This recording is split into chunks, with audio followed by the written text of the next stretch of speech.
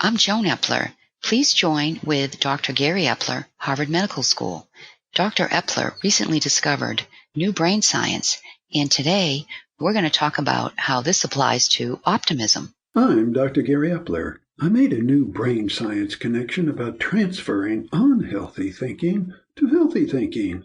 I call this Know Who You Are Moment by Moment. Today, we're going to apply this to optimism. This new brain science is that you can only think out of one region of your brain at a time. So know the brain region you're thinking from, and that's who you are, moment by moment. How does this apply to optimism? The new brain science is about knowing the major regions of your brain and learning to transfer out of two bad regions, the anger center and the self-centered thinking region, in a few seconds.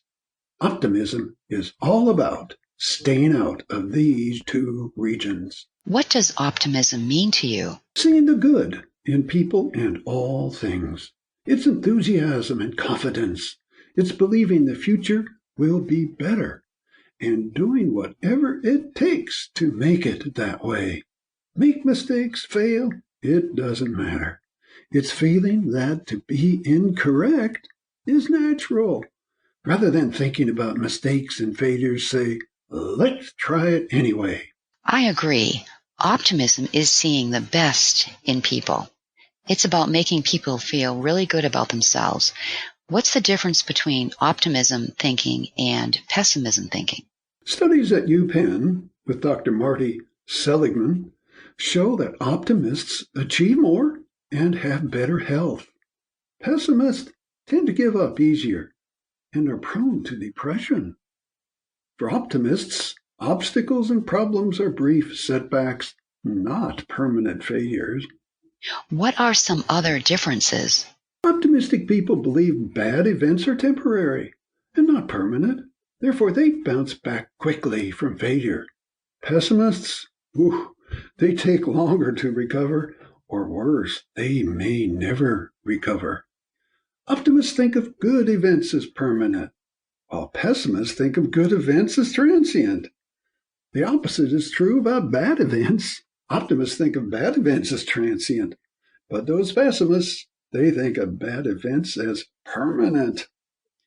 Optimists think that good events apply to all parts of their lives, while pessimists think that isolated failure is total failure. Optimism is seeing the best in people. It's about making people feel really good about themselves. Can someone learn optimism? Yes, Dr. Seligman, again at UPenn, has written a book about learned optimism. Begin by looking at things in the right way. Make positive generalizations. Learn that if something happens, it's not personal. Bad events are temporary and transient. They're not permanent. An isolated failure is not total failure. How does the new brain science help with learning optimism? People will think in an optimistic way by transferring their thinking out of that anger center within a few seconds.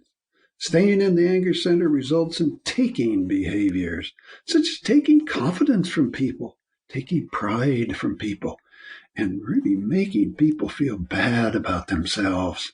This is the opposite of optimism.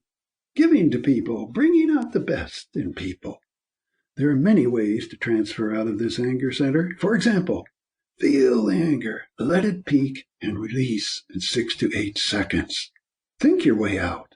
Think your way out into the creative center or the positive relationship center or the productive center. What other new brain science is helpful? The biggest issue with pessimism is the overwhelming and continuous thinking from the cingulate, self-centered brain region for hours and even all day long.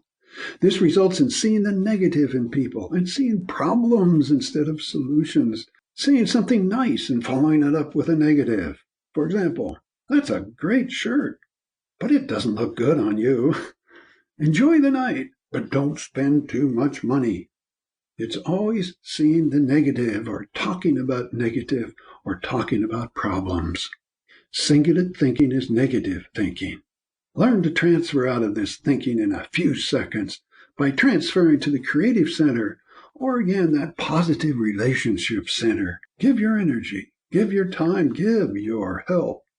Is there anything else about thinking from this self-centered brain region? Singular thinking results in taking behavior such as judgment, criticism, resentment, and blame. All these behaviors counter and destroy optimism. Learn to transfer out of this type of thinking in a few seconds, again, by transferring to that creative center or positive relations center, any positive center, to get out of that singular thinking. Give your energy, give your time, give your help. An additional type of thinking from this self-centered region is self-destructive thoughts and self-pity thoughts and whining, both the opposite of optimism, which take away positive energy and enthusiasm from people. This thinking needs to be neutralized in a few seconds.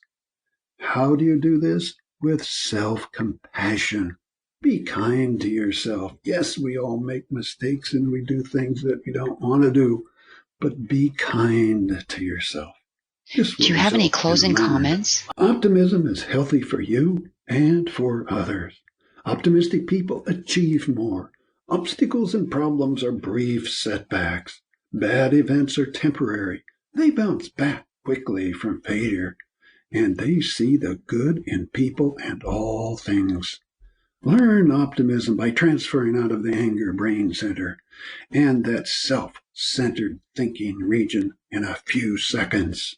This will lead you to a positive outlook. Coming soon, Dr. Gary Epler leads a class series about the new brain science, customized to your individual goals and challenges, available through Patreon.